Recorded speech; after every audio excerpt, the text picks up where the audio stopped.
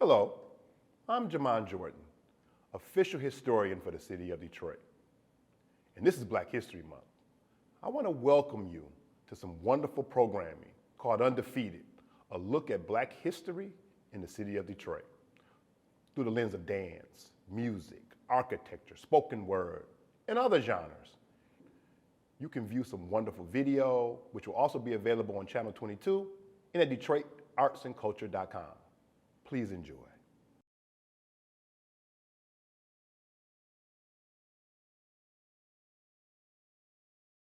I'm Rochelle Riley, Director of Arts and Culture for the City of Detroit, and I am so very proud to be here today with Jon Harris, who is one of my favorite young artists in Detroit and in Michigan and in America.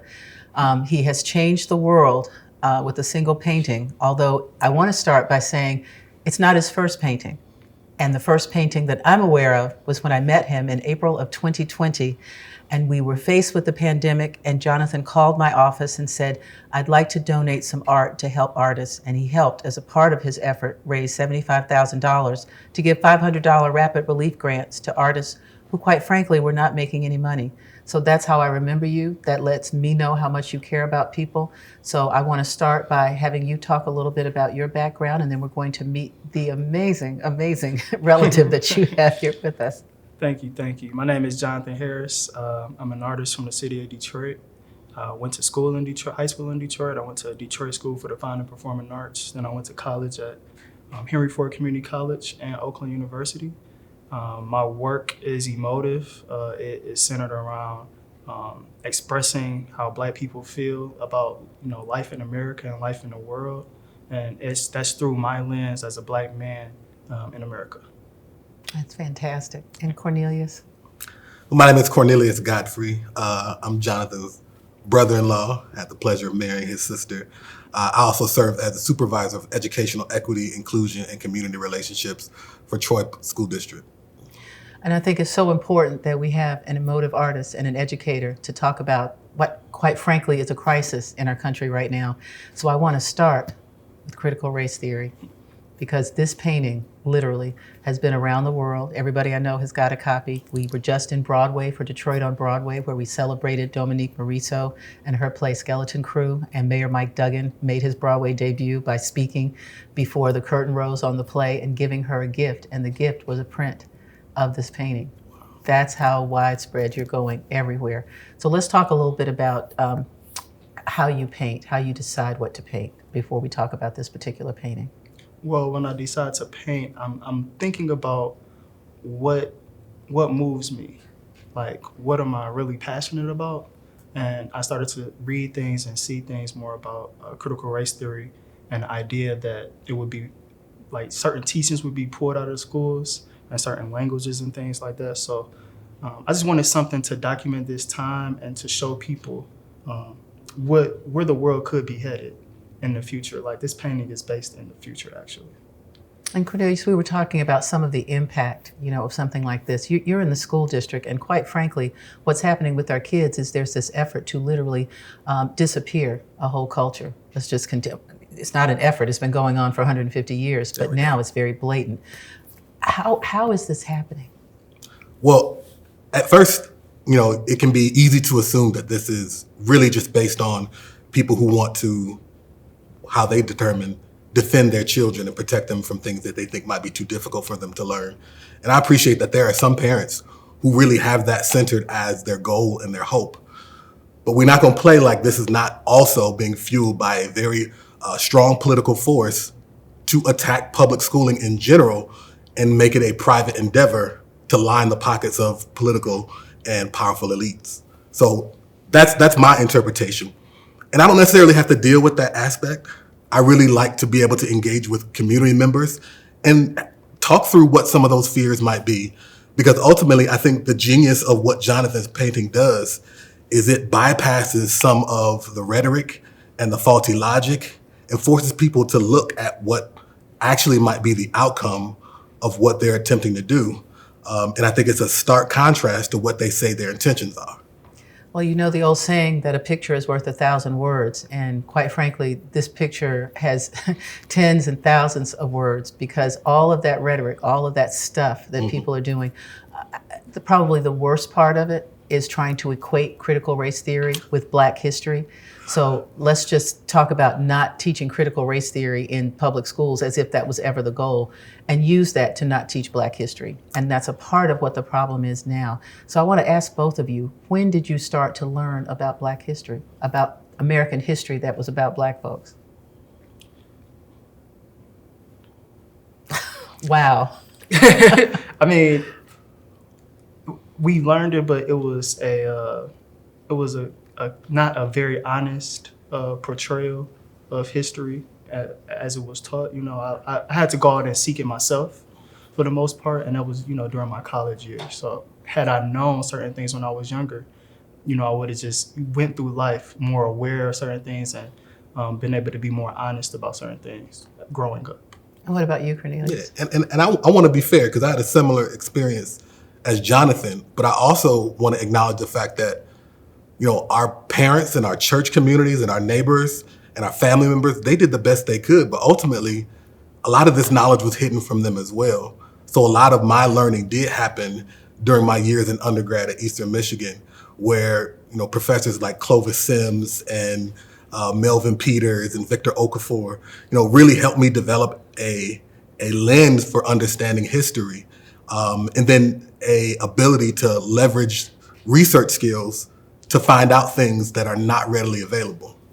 Well, I can tell you I was born radical, so we learned a lot early, and I think the challenge for us was trying to make sure that we fit that into where we were going. It got worse and worse each passing year. We started with, of course, you know, Black teachers. I grew up in a small North Carolina town, and I had Black teachers who made sure that that's what we did. That wasn't what everybody was taught, and the parents who didn't want their kids to learn that, they, you know, created their own academies. People talk about charter schools now. Man, people would just set up school in a house, call it an academy, and take the white kids away from the Black kids because they just did not want, you know, them to think about what that might look like or feel something about that. I went to the University of North Carolina at Chapel Hill, where I studied journalism and white people. And I can tell you right now, if we had made sure that we taught a complete history so that white people were forced to learn about Black history, the way Black people have been forced to learn the whitewashed history, we would probably get along better because you wouldn't have such a sense of what you think you know. And that's that all Black children are descendants of the enslaved, and that's about, you know, the best they can do. And all white people are the people who founded the country, which was never true. But Jonathan, I want to talk a little bit about process because you care deeply. You are looking at this battle for the education of children and the education of parents. And people have to remember, if you've got racists who are teaching children, they grow up to be racists who teach children, who grow up to be racists who teach children. As you started to think about critical race theory and you looked at a blank canvas, what was the first thing that you did? And then what was the first thing that you painted?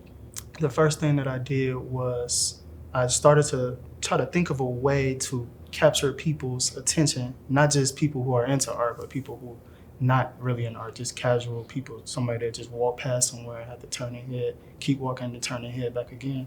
And so that's why I selected figures that I believe that were known across the world, not just by African-American people, but white people, Asian people, all different cultures and races. So, and then I started with this figure down in the left-hand corner that represents America, which is a Caucasian man rolling white paint over those African-American figures. And the white paint, it takes up more than half of the actual paintings. And I knew that that would probably really capture a lot of people's attention. So that's what I started at and probably most proud of. And I love the fact that you made Harriet Tubman in black and white to represent that this has been going on for a while, that was that era that she was in. When did you first know the impact of the painting? I first found out when a guy from my church had tagged me in a post on Facebook, and he said, hey, you should check this out. And I checked it out, and it was like, I believe it was the 98% on Facebook, with probably like 6 million followers, and it was just a lot of retweets and comments, and people were just having discussions. And I was just like, oh man, this might really be something, you know, people having discussion. So then I searched my name on Twitter. I didn't even have a Twitter. I searched my name on Twitter. Wait, let me make sure. Oh. You said you didn't even have a Twitter? Didn't even have a Twitter. Okay. Not a real Twitter. So I got on, started searching my name, and I was just like, people, they really care about this. This might be something. So I created a Twitter that night and, commented under those comments, said, hey, I'm Jonathan Harris. And, now I'm able to actually touch the people and have conversations with people all across the world. And they let me know how they feel and how it helped them and how it resonates with them. And not just people of color, like just people of all colors and races. Now, you started out with one Twitter follower. How many do you have now? I believe it's like really close to 5,000, but I'm really still not as active on there. I'm more active on Instagram and Facebook. That's an age thing. That's okay. Cornelius, as we continue to look at this battle, and we have to fight it every way possible, how much of that battle is going to have to be done with art, and how much with words, and how much with any other type of action? I mean, this may be the front line, but what is the way to get to people? All the ways. What I appreciate about the levels of genius in my brother's work is that it bypasses some of those filters, because visual art grabs your attention and all of a sudden you're engaging before you recognize what it's doing and how it's moving thoughts in your mind. And I really appreciate, even now, just thinking about the longer you look at a painting like this, the more you see, like, who else is being covered?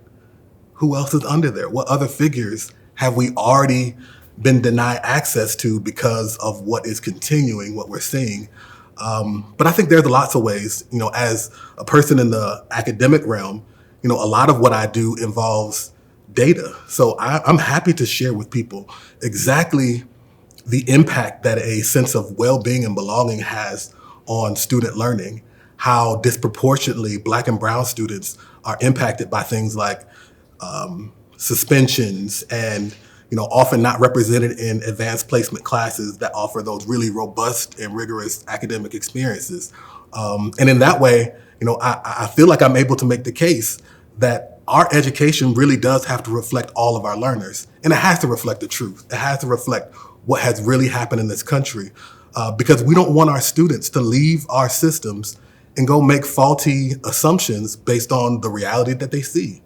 Because you can look at our communities, you can look at the differences between one neighborhood and another, and without some historical context, you come up with all the wrong answers about how it got this way. And we spent 150 years without context.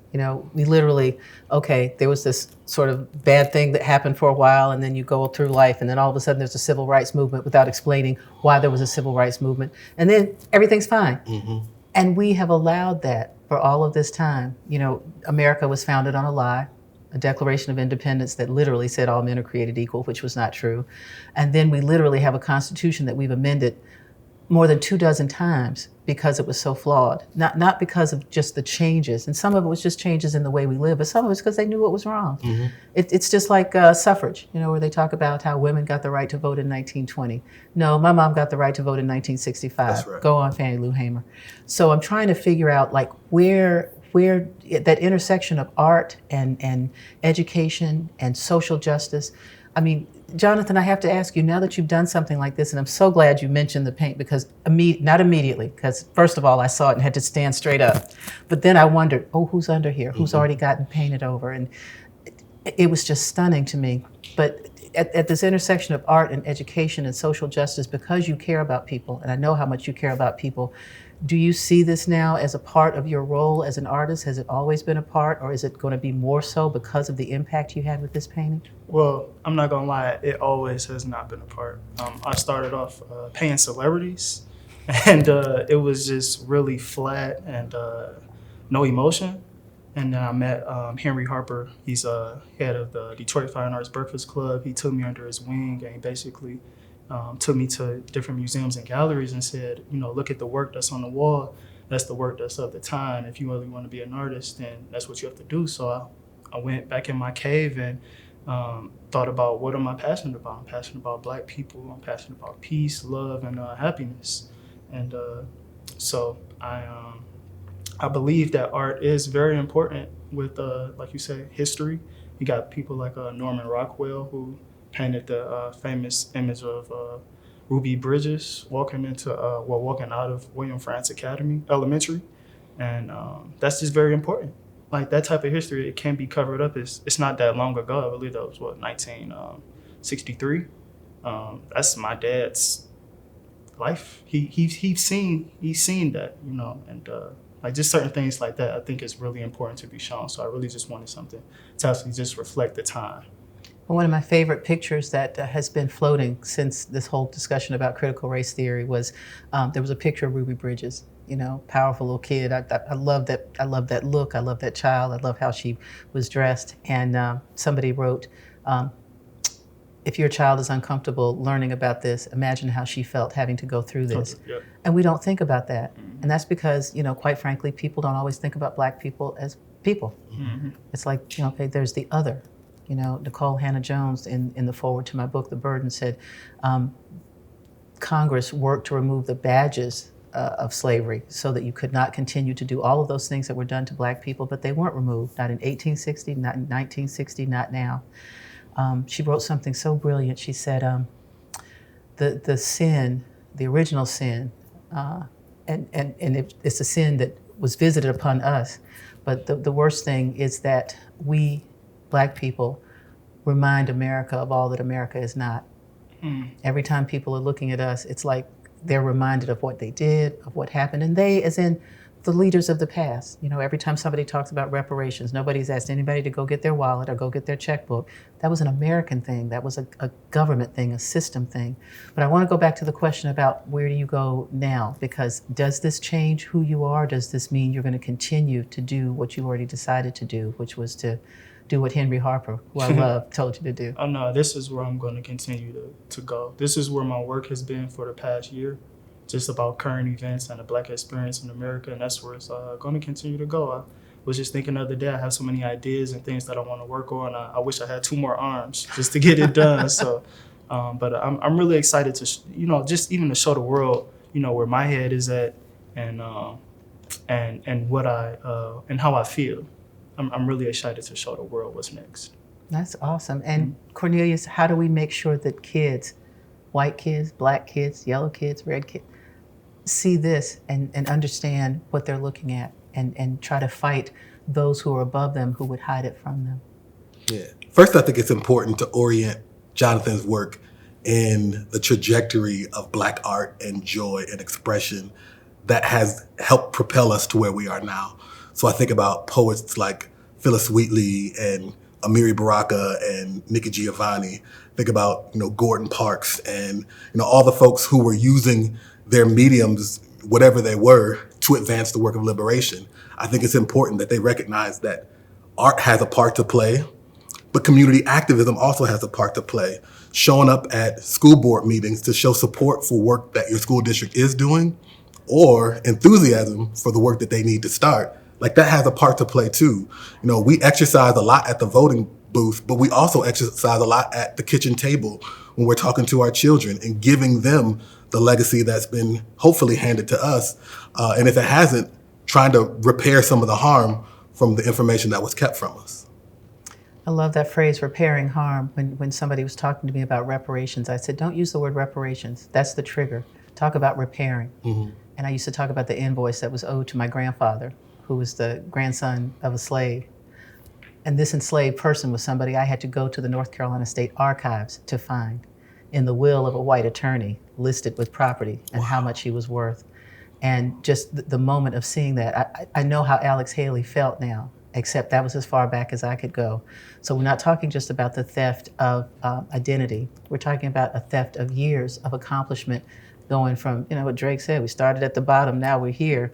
And we don't even celebrate that because in some cases, we don't want to go back on the journey, but in other cases, people don't want to be reminded of how far we had to come. Mm-hmm. So I am so, so proud of you, Jonathan, for what you've done. I'm dying to know what some of those next ideas are, but I don't want to cheat and make you speak to one until you're ready. But do you have any idea of where you're headed next? Absolutely. Okay, Absolutely. Tell me. Tell me a little bit. I don't want to give it away, but it's still the Black experience, and it's not even just. So I always said I would never paint Caucasian people because that's not my. I didn't, you know, I'm black. You know, the same way Caucasian people have made paint black celebrities. I said I never paint a white celebrity, but I have some stories to tell about Caucasian people as well. Okay, watch out now. With black people in it, but more so from the Caucasian point of view, I say that. Well, what's amazing about this is, first of all, this amazing history, but this painting is also about this guy, because we know who this guy is. So yes, whatever that story is that you're about to tell, we're going to be thrilled about it. I want to thank both of you so much for joining us for this amazing continuation of our celebration and commemoration of Black history. What we've done is do 22 days of just necessary content for Detroiters and all of those who watch us on YouTube and online. Things that you need to know, things that we want you to understand, things that will make you a better person because you see us as better people. So I so appreciate that. You can watch this conversation and all of our coverage on Detroit Channel 22, on the City of Detroit's YouTube page, on the City of Detroit's Facebook page. And if you follow me on Twitter at Rochelle Riley, I write about Jonathan all the time. I constantly am praising him. I don't want him to go to the bathroom without people knowing about it, because I think that what you've done is created a path for yourself to be one of those folks that people will look back and say, this is somebody who changed the trajectory of what people were thinking. And you're not going to do it just with a single painting, but with this single painting, you have started that conversation in a way that it wasn't happening. So I thank you so much. You've been listening to Jonathan Harris and Cornelius Godfrey. I want to make sure I say it right, because you know Godfrey Cambridge used to be one of my favorite people from back in the day. Nobody knows that. But Cornelius Godfrey, educator, activist, powerful spokesperson, and Jonathan Harris, who is one of the best artists in America. Thank you. Thank you. Thank you.